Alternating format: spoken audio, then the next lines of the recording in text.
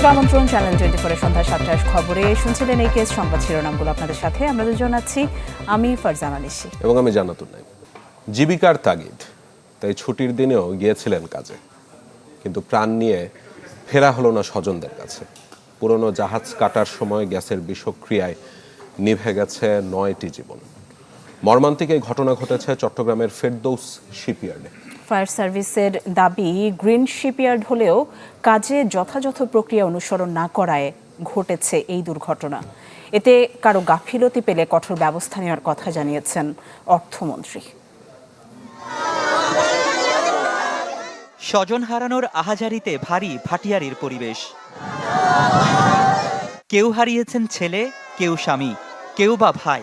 Ferdous still শিপইয়ার্ডের দুর্ঘটনার পর ঘটনাস্থলে প্রিয়জনদের নিথর দেহ দেখে কান্নায় ভেঙে পড়েন স্বজনরা। আমার ছোট বোনের জামাই বিয়ে করছে 9 মাস, 7 মাসের হতে সাথে বউ, এই বউরে কারে দিয়ে গেল। মর্মান্তিক ঘটনাটি ঘটে শুক্রবার সকাল 8টার পর। এয়ারটিতে জাহাজ কাটার কাজ করছিলেন অন্তত 30 শ্রমিক। এক পর্যায়ে হঠাৎই গ্যাস নিঃসরণ শুরু হলে আক্রান্ত হয়ে পড়েন শ্রমিকরা। এতে ঘটনাস্থলেই কয়েকজন মৃত্যুর কোলে ঢলে পড়েন। বাকিদের মৃত্যু হয় হাসপাতালে নেওয়ার পর। আমরা 5 জন নিছিলাম, ওইখান থেকে নিছিলাম 2 জন, 7 জন থেকে একজন না, এখান থেকে নিয়ে যাওয়ার পর সাথে সাথে মারা গেছে। আজকে যে গ্যাস এতগুলো মারা গেল, আজকে আমার ভাই 2টা ভাই, আমার পাশের বাড়ির একই পরিবারের 2টা ভাই মারা গেছে। ওদের কোনো একটা ছেলে না, সবগুলো মেয়ে। এদের ড্রাইভার কে নিবে বলেন?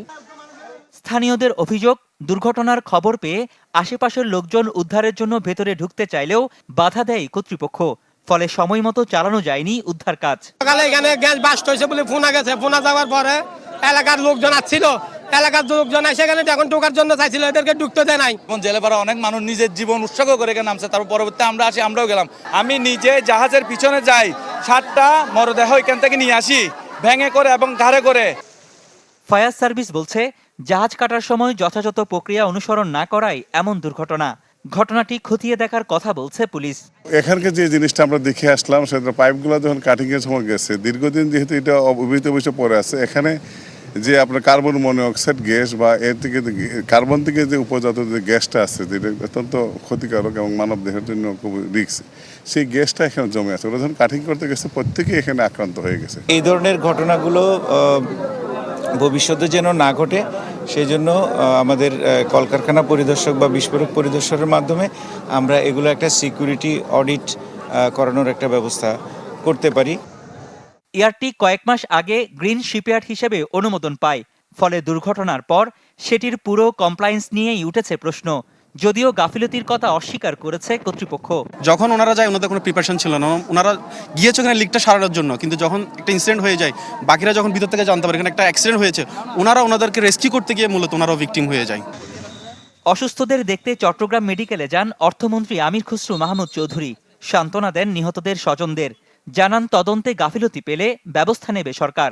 আমাদের সরকার হিসেবে যেটা দায়িত্ব, সেটা হচ্ছে তারা কোনো কমপ্লায়েন্সের অভাব ছিল কিনা, কোনো নেগলিজেন্স ছিল কিনা, তাদের নেগলিজেন্সের কারণে কোনো ঘটনা ঘটছে কিনা, যদি ঘটে থাকে সেটা ব্যবস্থা নেওয়া হবে। নিহতদের পরিবারকে মালিকপক্ষের তরফে 10 লাখ টাকা করে ক্ষতিপূরণের পাশাপাশি সরকারও সহায়তা দেবে বলে জানান অর্থমন্ত্রী। রনি দত্ত, চ্যানেল 24, চট্টগ্রাম। চলতি মাসের শেষ সপ্তাহ কিংবা সেপ্টেম্বরের শুরুতে ভারত সফরে যেতে পারেন প্রধানমন্ত্রী তারেক রহমান, এমন তথ্যই জানাচ্ছে দুই দেশের পররাষ্ট্র মন্ত্রণালয়ের সূত্রগুলো। তবে সফরটি আগামী সপ্তাহেই হতে পারে, এমন খবর প্রকাশ করেছে ভারতীয় গণমাধ্যম এনডিটিভি। বিশ্লেষকরা বলছেন, এই সফরে দিল্লির খবরদারি বন্ধের বার্তা দিতে হবে ঢাকাকে। মোর্শেদ হাসিবের রিপোর্ট। বাংলাদেশ ভারত সম্পর্কে অন্তর্বর্তী সরকারে রেখে যাওয়া অস্থিরতা আর অবিশ্বাস কাঁধে নিয়ে 6 মাস আগে যাত্রা শুরু করে বিএনপি সরকার। সেই কালো মেঘ কাটার আভাস মেলে যখন সাবেক প্রধানমন্ত্রী খালেদা জিয়ার মৃত্যুতে শোক জানাতে তারেক রহমানের সাথে দেখা করেন ভারতের পররাষ্ট্রমন্ত্রী জয়শঙ্কর। এরপর নতুন সরকারের শপথের দিন ঢাকায় আসেন ভারতের জাতীয় সংসদের স্পিকার, পৌঁছে দেন সপরিবারে প্রধানমন্ত্রীকে ভারত সফরে মোদির আমন্ত্রণ। এর কমাস পরেই ব্রিক্স সম্মেলনে দাওয়াত দেওয়া হয়। এভাবে যখন একটু একটু করে সম্পর্ক উন্নয়নের পালে হাওয়া লাগছিল, তখনই দিল্লিতে হাসিনার বক্তব্য ঘিরে ভেসে যায় সবকিছুই। এরপরেই প্রথমবারের মতো তারেক রহমানের সাথে বৈঠক করেন ভারতীয় হাইকমিশনার দীনেশ ত্রিবেদী। সেদিনই ঢাকার বার্তা পৌঁছে দেন দিল্লিতে। তবুও দ্বিপাক্ষিক সফর নিয়ে রয়ে যায় সংশয়। এরই মাঝে দুই দেশের সূত্রই জানাচ্ছে চলতি মাসের শেষে কিংবা সেপ্টেম্বরের শুরুতে দিল্লি সফর করতে পারেন তারেক রহমান। এমন খবর প্রকাশ করেছে ভারতীয় গণমাধ্যম এনডিটিভিও। আওয়ামী লীগের সময় তাদের অর্থনৈতিক এবং বাণিজ্যিক ইন্টারেস্টের বাইরে একটা পলিটিক্যাল অথরিটি ছিল। ভারত বাংলাদেশকে রাজনৈতিকভাবে নিয়ন্ত্রণ করত। এখন ভারতকে সেই অবস্থান থেকে সরে এসছে, নাকি ভারতের অবস্থান ওটাই হবে যে আমি ভাই অর্থনীতি বাণিজ্য যাই হোক না কেন, আমি বাংলাদেশের উপর রাজনৈতিক কর্তৃত্ব চাই, এটা আমার লাগবে, বাংলাদেশে কে ক্ষমতায় আসবে কে যাবে এটা আমি নিয়ন্ত্রণ করব, তাহলে পরে তো সম্পর্ক আগাবে না। এই বিশ্লেষকের মতে দ্বিপাক্ষিক সৌহার্দ্য বজায় রাখতে বাংলাদেশের সার্বভৌমত্ব ও নিরাপত্তা ইস্যুতে শ্রদ্ধাশীল হতে হবে ভারতকে। বাংলাদেশের ভেতরে রাজনৈতিক অস্থিরতা তৈরি করতে পারে এই ধরনের কোনো ইস্যুতে ভারতের যাতে অংশগ্রহণ না থাকে, এবং এটা অত্যন্ত জরুরি, কারণ বাংলাদেশের ডেমোক্রেসি প্রপারলি ফাংশন করতে হলে মিউচুয়াল রেসপেক্ট টু সভারেন্টির কোনো বিকল্প নেই। চলতি বছর জুন জুলাইতেই তারেক রহমানের সফরের প্রত্যাশা ছিল দিল্লি। এমন একটা দৃষ্টিভঙ্গি থেকে তো মোর্শেদ হাসিব, চ্যানেল 24, ঢাকা। তারেক রহমানের ভারত সফর দেশের মানুষ মেনে নেবে না। গণভোটের রায় বাস্তবায়ন, তেল, গ্যাস, বিদ্যুৎ সহ দ্রব্যমূল্যের ঊর্ধ্বগতি, আইনশৃঙ্খলার অবনতি এবং চাঁদাবাজির প্রতিবাদে অনুষ্ঠিত গণসমাবেশে এমন মন্তব্য করেন এনসিপির আহ্বায়ক নাহিদ ইসলাম। রাজধানীর যাত্রাবাড়িতে এই গণসমাবেশে জুলাই গণঅভ্যুত্থানে আহত এবং শহীদ পরিবারের সদস্য সহ দলের শীর্ষ নেতারা অংশ নেন। তাদের অভিযোগ, দেশ জুড়ে তীব্র জ্বালানি এবং বিদ্যুৎ সংকট চলছে। সরকারের পরিকল্পনাহীনতা এবং দুর্নীতির কারণেই এই পরিস্থিতি। এ সময় আইনশৃঙ্খলার উন্নতি এবং জননিরাপত্তা নিশ্চিত না হলে লাগাতার আন্দোলনের হুঁশিয়ারি দেন এনসিপি নেতারা। দিল্লিতে একটা প্রেস ব্রিফিং হয়েছে, খুনি শেখ হাসিনা সরকার একটা প্রেস ব্রিফিং করে বাংলাদেশের সার্বভৌমত্বের বিরুদ্ধে দিল্লি অবস্থান নিয়েছে, কিন্তু আমরা দেখতে পেলাম তারেক রহমানের সরকার এর কোনো জবাবদিহিতা নিশ্চিত করতে পারে নাই, এবং যদি জবাবদিহিতা নিশ্চিত করতে না পারে তাহলে তারেক রহমানের ভারত সফর কোনোভাবেই এদেশের জনগণ মেনে নেবে না। জুলাই সনদে বিএনপিও কিন্তু স্বাক্ষর করে এসেছে, সেখানে বলা আছে যে রাষ্ট্রপতি নির্বাচনের ৭০ অনুচ্ছেদ কার্যকর থাকবে না। তো বিএনপি আগের অবস্থাতেই আগের ব্যবস্থার মধ্য দিয়ে আবার রাষ্ট্রপতি নির্বাচন করছে। গ্রাম কিংবা শহর সবখানেই বিদ্যুতের লুকোচুরি খেলা। থমকে গেছে কাজের গতি। অভিযোগ, দিনরাত মিলিয়ে অর্ধেকটা সময়ই থাকছে না বিদ্যুৎ। যদিও কর্তৃপক্ষের দাবি সমস্যার সমাধানে চেষ্টার কোনো কমতি নেই। তানিম রহমানের রিপোর্টে বিস্তারিত।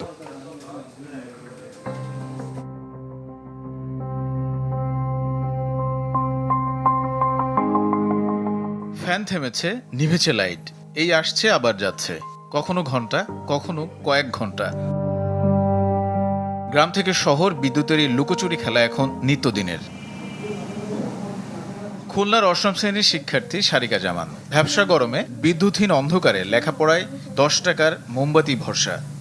স্কুলে গেলেও কারেন্ট থাকছে না, তারপর সন্ধ্যায় যখন পড়তে বসি তখনও কারেন্ট থাকছে না, এক হাত দিয়ে বাতাস করা লাগছে। বরিশালের কাগাসুরা বাজারের ওয়েল্ডিং ব্যবসায়ী কামাল, বিদ্যুৎ বিভ্রাটে থেমেছে কাজের গতি। ৩ দিনের কাজ শেষ হয় না ১০ দিনেও। পার্টির অর্ডার লই আমি কাজটা দেবো 2 দিনে, দিতে পারতেছি না 10 দিনে। ওই ক্ষেত্রে আমার তাদের সাথে মন মনোনীত হয়, কাজের বিঘাত গড়ে, আর একটা নতুন করে অর্ডার লবো সেটা লইতে পারতেছি না। ৫৬,০০০ বর্গমাইলে গ্রাম থেকে শহর সবখানেই এখন তীব্র লোডশেডিং। কোথাও 2 ঘন্টা, কোথাও তারও বেশি। তীব্র গরমে সবচেয়ে বেশি সমস্যায় শিশু ও বয়োবৃদ্ধরা। পাখা নিয়ে বাতাস দিয়া বাচ্চারা কোলে গরমে খুবই অস্থির হয়ে যাচ্ছে।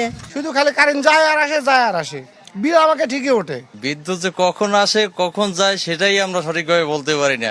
3 ঘন্টা 4 ঘন্টা কারেন্ট দেয়, আর তামান দিন কোনো কারেন্টই থাকে না। দীর্ঘ সময় লোডশেডিংয়ে বিভিন্ন এলাকায় বিদ্যুৎ অফিস ও উপকেন্দ্রগুলোর উপর ক্ষোভ ছাড়ছেন গ্রাহকরা। এতে বিদ্যুৎ স্থাপনা ও কর্মকর্তা কর্মচারীদের নিরাপত্তার চেয়ে প্রশাসনের কাছে চিঠিও দিয়েছে দেশের অন্তত ৮০টি পল্লী বিদ্যুৎ সমিতি। স্ট্রিট লাইট নেই, ঘরে লাইট নেই, কোথায় যাবে মানুষ? মানুষকে যাবার একটা জায়গা তৈরি করতে সেটাও তো দেখতে হবে, দেখতে হলে তো আলো লাগবে, আলো নাই। এখন আমাদের ভরসা চাঁদের আলো। আধা ঘন্টা কারেন্ট পাচ্ছি এবং পরপরই 1 ঘন্টা লোডশেডিং, এবং এই অবস্থায় আমাদের এই ধরনের প্রতিষ্ঠান চালানো খুবই বিব্রতকর। বাস্তব কথা, আমাদের জাতীয় গ্রিড থেকে যে বিদ্যুৎটা আমরা কম পাওয়ার কারণে এরকম লোড শেয়ারিং করে, অর্থাৎ মানে ইয়েভাবে লোড ম্যানেজমেন্ট বলে আমরা। পূর্বেও আমাদের যে কোনো উদ্ভূত পরিস্থিতি সৃষ্টি হলে আমরা আমাদের কেপিআই স্থাপনাগুলোর নিরাপত্তার জন্য প্রশাসনের সহায়তা চেয়ে থাকি। এমন পরিস্থিতিতে নিরাপত্তা নিয়ে সতর্ক প্রশাসন। অনেক বিদ্যুৎ কেন্দ্রে মোতায়েন করা হয়েছে পুলিশ। কেপিআই সহ বিদ্যুৎ কেন্দ্র, বিদ্যুতের সাথে জড়িত যেই প্রতিষ্ঠানগুলো আছে এইগুলোতে আমরা সার্বক্ষণিক নজরদারি রাখছি। আমাদের যে গোয়েন্দা উইং আছে তারা এই বিষয়গুলো তথ্য কালেক্ট করছে। বিদ্যুৎ বিভাগ জানায়, চাহিদার বিপরীতে বিদ্যুৎ মিলছে কম। সরবরাহ বাড়লে ধীরে ধীরে কমে আসবে লোডশেডিংয়ের মাত্রা। তানিম রহমান, চ্যানেল 24। ছুটির দিনেও গাড়ির চাপ কমেনি রাজধানীর সিএনজি স্টেশনগুলোতে। ঘন্টার পর ঘন্টা অপেক্ষা করেও যৎ সামান্য গ্যাস পাচ্ছেন গ্রাহকরা। জমা খরচ ওঠাতেই হিমশিম খেতে হচ্ছে সিএনজি অটোরিকশা চালকদের। এদিকে সামিটের ভাসমান এলএনজি টার্মিনাল থেকে গ্যাস সরবরাহ বন্ধে অনিশ্চয়তা বেড়েছে। রাত্রে 2টা-3টার থেকে সিরিয়াল ধরে দিনের 10টা-11টাও বাজা যায়। তা আধা বেলার গাড়ি যদি দিনের 10টা বাজা যায় তাহলে জমাটা উঠাইব করতে আর গ্যাসটা লইব কিভাবে?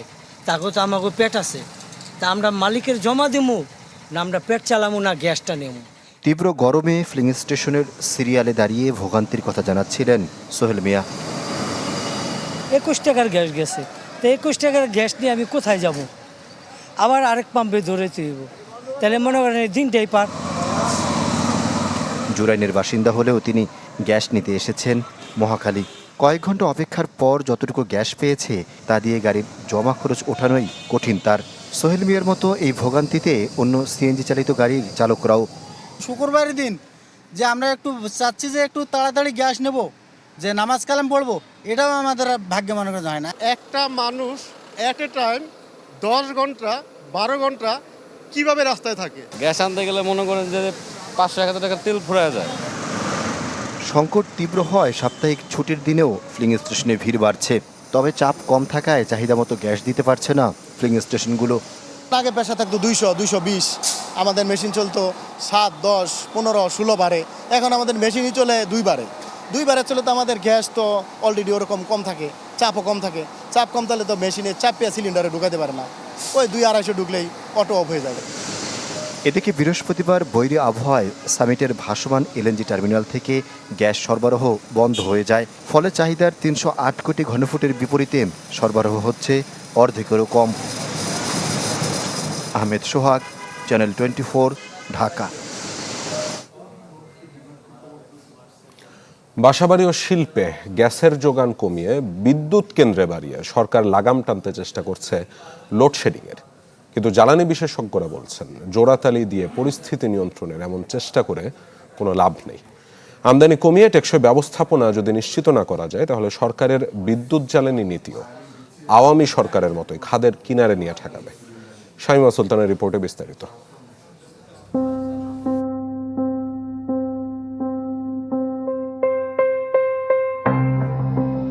গরমের সময় দেশে বিদ্যুতের চাহিদা থাকে 16 থেকে 18 হাজার মেগাওয়াট, আর উৎপাদন সক্ষমতা আছে 33 হাজার মেগাওয়াটের কিছু বেশি। তবে ক্যাপটিভ নবায়নযোগ্য মিলিয়েও সেই সক্ষমতার অর্ধেক উৎপাদন হয় না। গত এক সপ্তাহের উৎপাদন ও বিভ্রাটের খতিয়ান বিশ্লেষণ করলে দেখা যায়, সব ধরনের উৎস কাজে লাগিয়েও উৎপাদন নামে 11,000 পর্যন্ত। চাহিদা সরবরাহের ঘাটতি সামাল দিতে লোডশেড কখনো কখনো 3,500 মেগাওয়াটও ছাড়িয়ে যায়। তবে 13 আগস্ট দুপুরের পর তা কমে 200-300 মেগাওয়াটে নামে। সন্ধ্যার পর আবার 1000 ছাড়িয়ে যায়। এদিন দুপুরে গ্যাস, কয়লা, তেল, জল, সৌর, বায়ু এবং ভারত ও নেপাল থেকে আমদানি করা মিলিয়ে উৎপাদন ছাড়ায় 15,000 মেগাওয়াট। তবে একই দিন বাসাবাড়ি ও শিল্পে গ্যাস সরবরাহ শূন্যে গিয়েও ঠেকে। ফলে বিদ্যুতের যোগান বাড়লেও ফুরায় না ভোক্তার নাভিশ্বাস। তবে আশ্বাসের কমতি নেই মন্ত্রণালয়ের। আপ্রাণ চেষ্টা করছি যাতে এই যে সমস্যাটা আছে এই সমস্যাকে বিল আউট করতে পারি।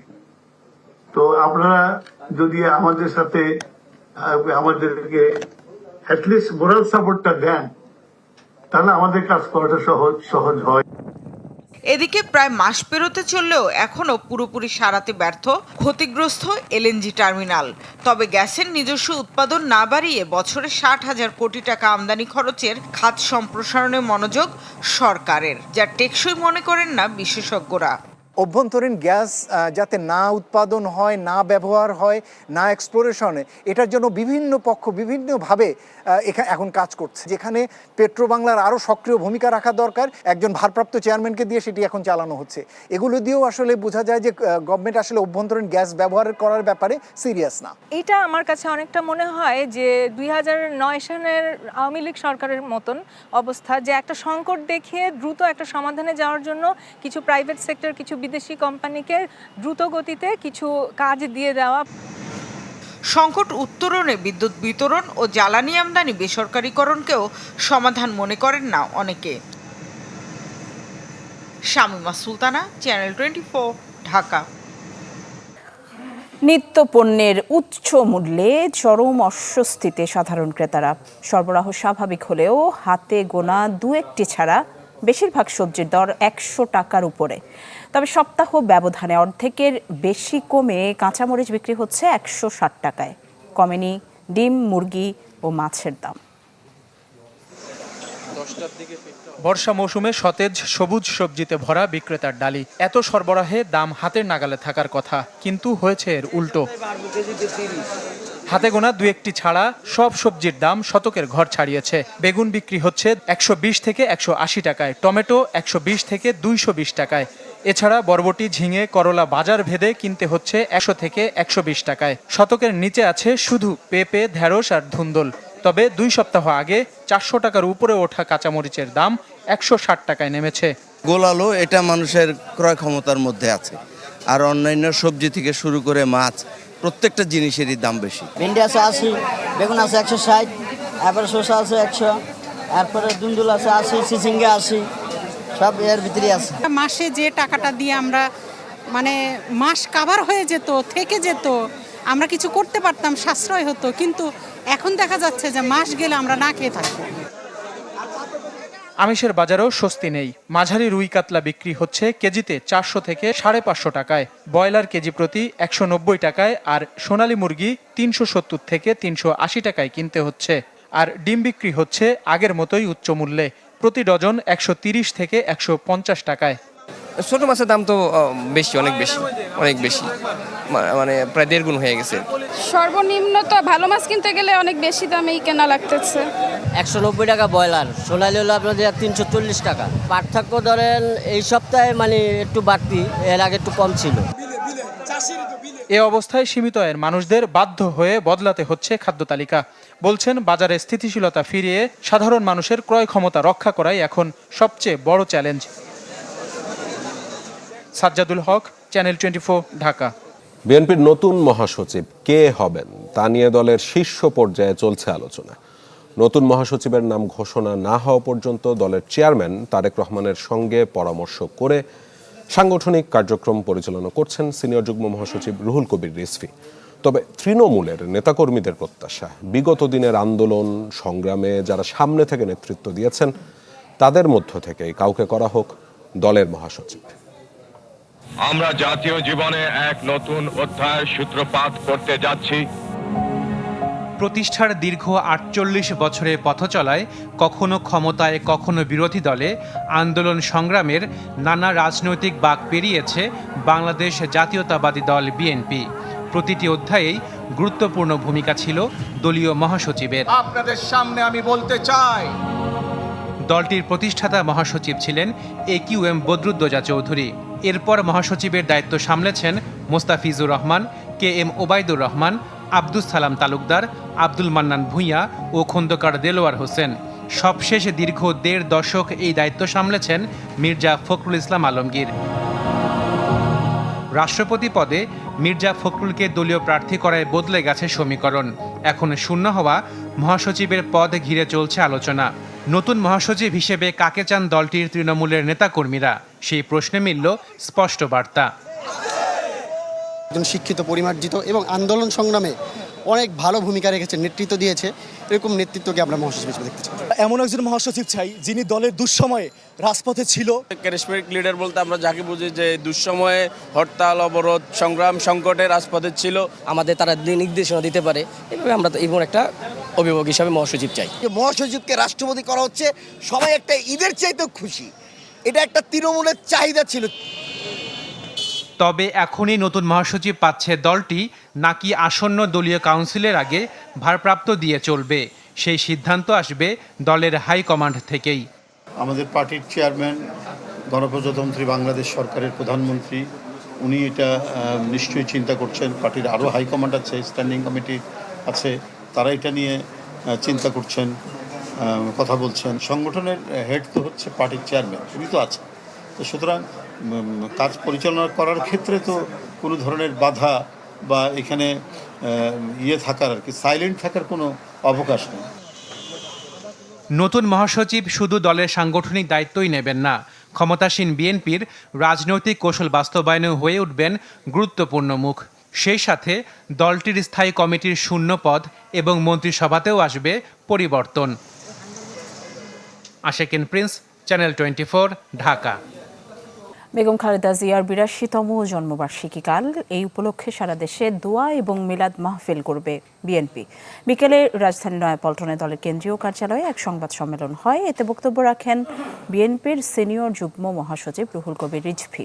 তিনি জানান, ১৫ আগস্ট সকালে ১১টায় নয়াপল্টন কার্যালয়ে মিলাদ মাহফিল এবং দোয়া অনুষ্ঠিত হবে। বাদ আসর গুলশানে দলীয় চেয়ারম্যানের কার্যালয়েও দোয়ার আয়োজন করা হয়েছে। এছাড়া দেশ জুড়ে দোয়ার আয়োজন করবে বিএনপি নেতাকর্মীরা।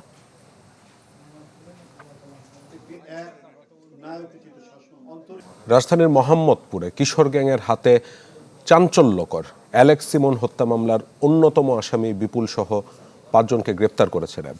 সংবাদ সম্মেলনে র্যাব 2 এর অধিনায়ক জানান, এই এলাকা সন্ত্রাসমুক্ত করতে অভিযান অব্যাহত রয়েছে। 12 এপ্রিল রাজধানীর রায়েরবাজার বুদ্ধিজীবী সড়কের বেড়িবাঁধা এলাকায় প্রতিপক্ষের ধারালো অস্ত্রের আঘাতে প্রাণ হারায় কিশোর গ্যাং লিডার ইমন ওরফে অ্যালেক্স ইমন। 4 মাস পর এই হত্যা মামলার অন্যতম প্রধান আসামি জহিরুল ইসলাম বিপুল, পিঞ্জিরা রাব্বি, চায়না সোহেল সহ 5 জনকে গ্রেপ্তারের তথ্য জানায় র্যাব। শাক্তা ইউনিয়নের কোলচর এলাকা হতে অস্ত্রধারী সন্ত্রাসী মোহাম্মদ হৃদয়কে একটি বিদেশি পিস্তল, খোলামরা টাউন এলাকাতে অস্ত্রধারী সন্ত্রাসী রাব্বি, পিঞ্জিরা রাব্বিকে একটি একনালা বন্দুক, 5 রাউন্ড তাজা গুলি এবং একটি সামুরাই সহ গ্রেপ্তার করে। সংবাদ সম্মেলনে র্যাব 2 এর অধিনায়ক জানান, মোহাম্মদপুর এলাকাকে গডফাদার ও গ্যাংমুক্ত করতে ধারাবাহিক অভিযান অব্যাহত আছে। গডফাদারদেরকে গ্রেপ্তার করছি দেখেই মোহাম্মদপুর আগের তুলনায় অনেকটা স্থিতিশীল এবং আমরা আশা করি অদূর ভবিষ্যতে, নিকট ভবিষ্যতে মোহাম্মদপুর আরও বেশি নিরাপত্তা প্রিয় হবে। গেল রাতে মোহাম্মদপুরের কাটাসুর ও কেরানীগঞ্জের কুলচরে অভিযান চালিয়ে আসামিদের কাছ থেকে 2টি বিদেশি পিস্তল, একটি একনলা বন্দুক এবং 7টি ধারালো অস্ত্র উদ্ধার করে র্যাব।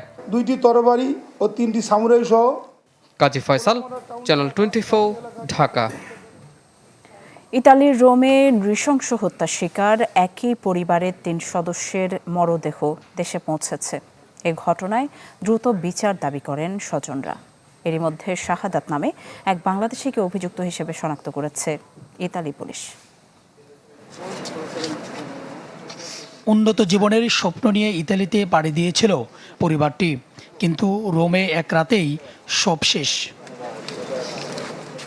26 জুন নিজ বাসায় নৃশংস হামলায় নিহত হন অয়নের বাবা, মা ও ছোট বোন।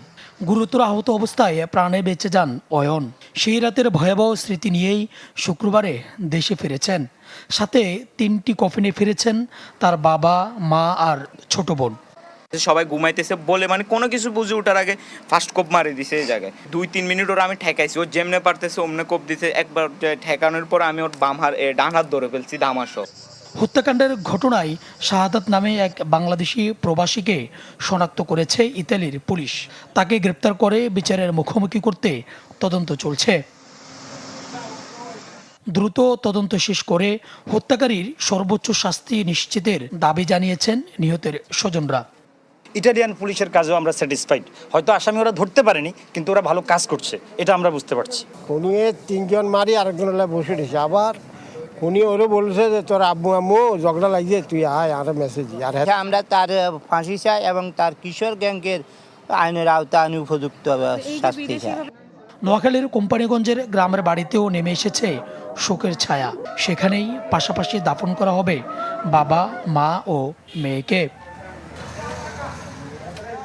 সুলতান মাহমুদ আরিফ, চ্যানেল 24, ঢাকা। এবার আন্তর্জাতিক প্রসঙ্গ। ইরান যুদ্ধ ঘিরে যুক্তরাষ্ট্র ও তেহরানের পাল্টাপাল্টি অবস্থান অব্যাহত রয়েছে। হরমুজ প্রণালীতে অবরোধ অনির্দিষ্টকাল চালিয়ে যাওয়ার ঘোষণা দিয়েছে ওয়াশিংটন। আর অন্যদিকে প্রণালীতে জাহাজ চলাচল নিয়ে মার্কিন হুঁশিয়ারি প্রত্যাখ্যান করেছে ইরান।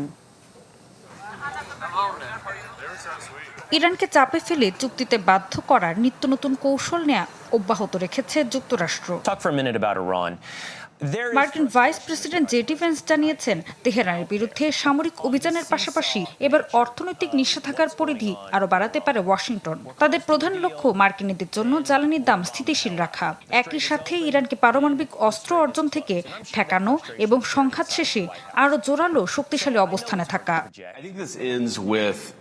যুক্তরাষ্ট্রের লক্ষ্য হলো ইরানকে পারমাণবিক অস্ত্র অর্জন থেকে ঠেকানো এবং হরমুজ প্রণালীতে তেল, গ্যাস সরবরাহ স্বাভাবিক রেখে জ্বালানির দাম স্থিতিশীল রাখা। পাশাপাশি ইরানের ওপর অবরোধ অনির্দিষ্টকাল চালিয়ে যাওয়ার সক্ষমতার কথা জানিয়েছেন মার্কিন প্রতিরক্ষামন্ত্রী পিট হেগসেথ। আর অর্থমন্ত্রী স্কট বেসেন্টের দাবি, তেহরানের বিরুদ্ধে এমন অর্থনৈতিক ব্যবস্থা নেওয়া হবে যা আগে কোনো দেশের বিরুদ্ধে দেখা যায়নি। তবে হরমুজে পরিস্থিতি স্বাভাবিক। যুক্তরাষ্ট্রের এমন দাবি সরাসরি নাকচ করেছে ইরান। ইরানের রেভলিউশনারি গার্ডের নৌবাহিনী জানিয়েছে, প্রণালীর ওপর তাদের পূর্ণ নিয়ন্ত্রণ রয়েছে এবং তাদের অনুমতি ছাড়া কোনো জাহাজ চলাচল করতে পারে না। এর মধ্যে উত্তেজনার নতুন মাত্রা যোগ করেছে দুটি জাহাজে হামলার ঘটনা। সংযুক্ত আরব আমিরাতের রাষ্ট্রীয় তেল কোম্পানি এডিএনওসির দুটি জাহাজ হরমুজ প্রণালী দিয়ে যাওয়ার সময় হামলার শিকার হয়। তবে এতে কেউ হতাহত হয়নি বলে জানিয়েছে প্রতিষ্ঠানটি। হামলার দায়ও এখন পর্যন্ত কেউ স্বীকার করেনি। এ ঘটনায় নিন্দা জানিয়েছে সংযুক্ত আরব আমিরাত ও মিশর। হরমুজের উত্তেজনার পাশাপাশি ইরাকেও দেখা গেছে সামরিক তৎপরতা। উত্তরাঞ্চলীয় এরবিলের আকাশে কয়েকটি ড্রোন প্রতিহত করেছে ইরাকের বিমান প্রতিরক্ষা ব্যবস্থা। অন্যদিকে যুদ্ধের দীর্ঘমেয়াদী চাপ পড়ছে মার্কিন নৌবাহিনীর ওপরও। দীর্ঘ সময় ধরে মোতায়েন থাকা বিমানবাহী রণতরী ইউএসএস আব্রাহাম লিঙ্কনের নাবিকদের মনোবল এবং জীবনযাপন নিয়ে উদ্বেগ তৈরি হয়েছে। তবে প্রতিরক্ষামন্ত্রী হেগসেথ এসব প্রতিবেদনকে ভুলভাবে উপস্থাপিত বলে দাবি করেছেন। ঋতু সাহা, চ্যানেল 24। দর্শক, এই ছিল সন্ধ্যা 7টার সংবাদে। এতক্ষণ সাথে থাকার জন্য সবাইকে ধন্যবাদ। ধন্যবাদ সবাইকে।